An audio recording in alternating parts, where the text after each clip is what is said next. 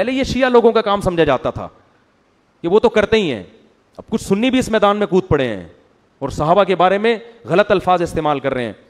ایک آخری بات کر کے میں اپنے بیان کو ختم کرتا ہوں.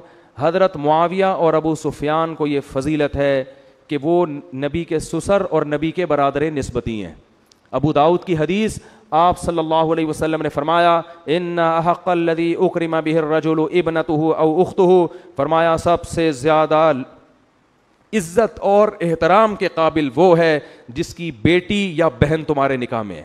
اگر کسی کی بیٹی میرے نکاح میں ہے, کسی کی بہن میرے نکاح میں ہے, تو وہ بھائی میرے لیے اور وہ باپ میرے لیے حدیث کے مطابق بہت زیادہ قابل احترام ہے.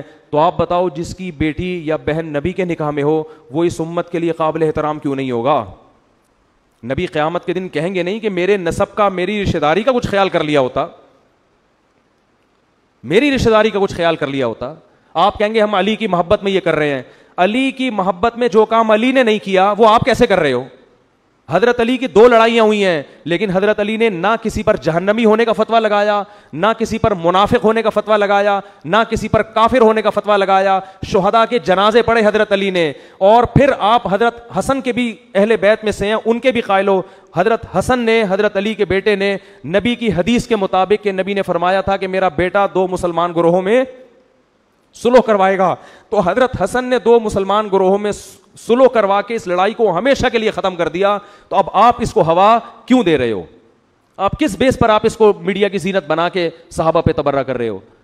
تو یہ بات خوب یاد رکھو, حضرت معاویہ اور ابو سفیان سے ہمارا تعلق صرف صحابہ کی محبت والا نہیں ہے, بلکہ ایک بہت بڑا رشتہ کیا ہے کہ نبی کی بہن, حضرت معاویہ کی بہن اور ابو سفیان کی بیٹی کس کے نکاح میں ہے؟